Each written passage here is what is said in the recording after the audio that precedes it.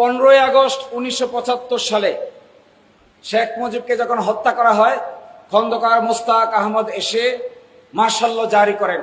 তিনি এসে বলেন, I mister Khondaker Mostaq Ahmad is hereby declaring the martial law proclamation. Khondaker Mostaq Ahmed সামরিক আইন জারি করে 15 আগস্ট থেকে তার বৈধতা দেন।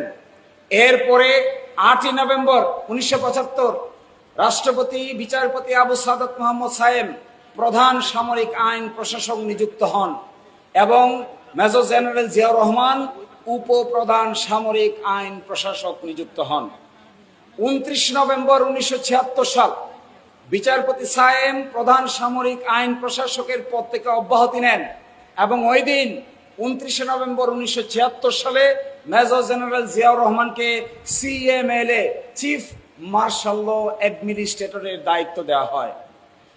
তারপর এই দিন থেকে শুরু করে 6 মাস পরে 31 মে 1977 গণভোট অনুষ্ঠিত হয়, যেখানে 88% ভোট পেয়ে মেজর জেনারেল জিয়াউর রহমান জনগণের আস্থা অর্জন করেন এবং রেফারেন্ডামের মাধ্যমে তা অ্যাপ্রুভ করা হয়। একই সাথে 30 মে 1977 সালে মার্শাল ল অর্ডার নম্বর 1 1977 জারি করে বাংলাদেশের কনস্টিটিউশনে আমূল পরিবর্তন আনয়ন করেন। কি পরিবর্তন আনয়ন করেন?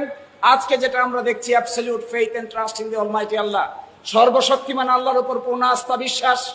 আজকে যে গণতন্ত্রের কথা বলা হচ্ছে, আজকে যে socialism meaning economic and social জাস্টিসের কথা বলা হচ্ছে, তা সবকিছুই করা হয়েছিল 31 মে 1977 সালে সামরিক ফরমান বলে।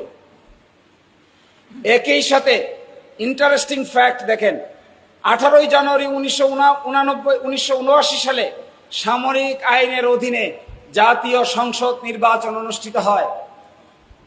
বিএনপি সংসদের সংখ্যাগরিষ্ঠতা লাভ করে। 6 এপ্রিল 1979 সালে সন্ধ্যা 8টা থেকে সামরিক আইন প্রত্যাহার করা হয়। 7 এপ্রিল 1979 সালে গেজেট প্রকাশের মাধ্যমে সামরিক আইন প্রত্যাহার কার্যকর করা হয়।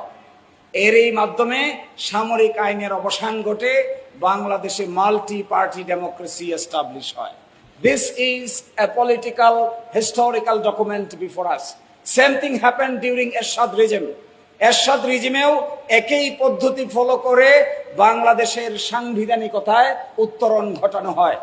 30 মে 1981 মেজর জেনারেল জিয়াউর রহমান শাহাদাত বরণ করলে বিচারপতি আব্দুস সাত্তার রাষ্ট্রপতির দায়িত্ব অধিষ্ঠিত হন।